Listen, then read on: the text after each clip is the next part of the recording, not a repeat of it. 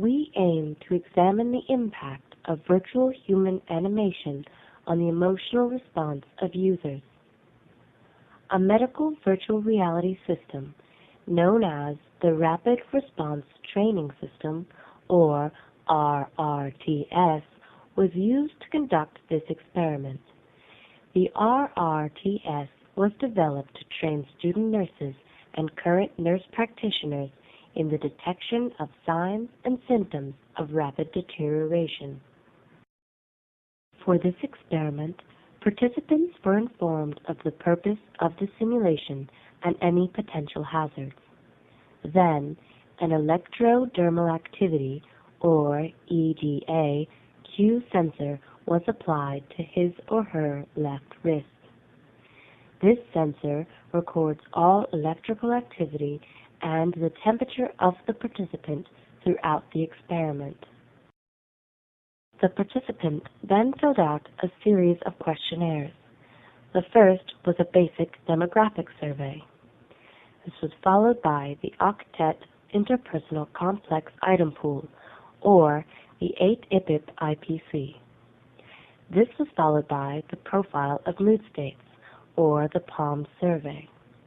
The personality and mood surveys were used for cofactor analysis. The final survey before training was the Baseline Positive and Negative Affect Questionnaire, or PANS.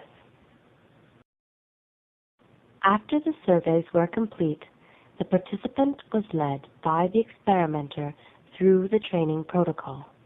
This is a hands-on walkthrough of the various system capabilities and interactions. After the participant was well acquainted with the environment, they could begin the simulation in the first time step. There are 4 distinct phases in the RRTS. These are referred to as timestamps.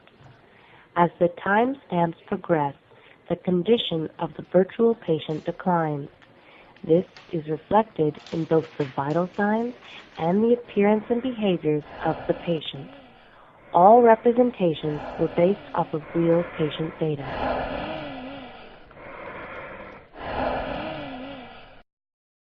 In order to isolate the effects of the character animation, each participant was randomly assigned to one of 2 simulation conditions.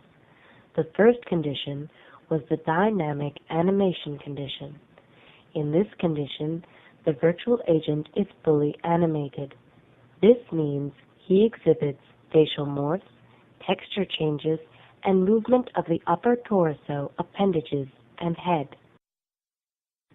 The second condition, or static animation condition, contains the same virtual agent, but with no animation. This means while he maintains the interactions, speech capabilities, and vital signs, he does not animate in the face or body. During each timestamp, the participant must interact with the patient in a number of ways. First, the participant may apply instruments to the patient to gather medical information.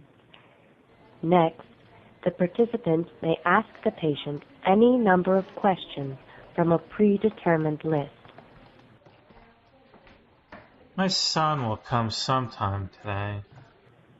The final aspect of the surveillance is observing the passive behaviors that the patient exhibits based off of medically determined time intervals. At the end of each timestamp, the participant fills out the PANS and the Differential Emotion Scale, or DES. Finally, they answer a short quiz on the condition of the patient.